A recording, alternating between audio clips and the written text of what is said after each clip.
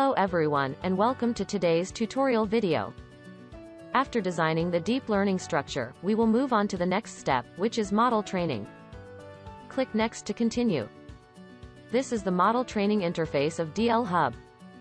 At this step, the training parameters are suggested by DLHUB based on your dataset, or you can adjust as desired.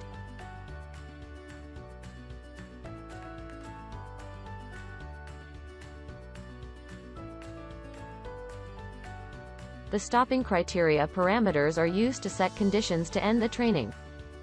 I will set the batch size to 20 to break the dataset for memory optimization. The training epoch is 1000, equal to the number of training cycles. Press Start Training to start. If your computer supports GPU, DLHUB will automatically detect it and use it to speed up the training.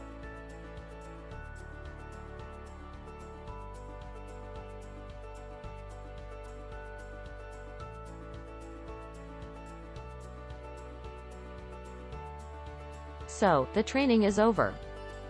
Only the training completed status is checked, which means the model has reached the number of training epochs or max fails. If the training pass status is checked, it means the model has reached the training goal. Depending on the training parameters we have set, one of these two statuses will happen.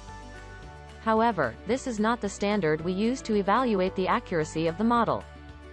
To know whether the training model is good or not, we need to go to step 4 of the process, which is model evaluation and testing.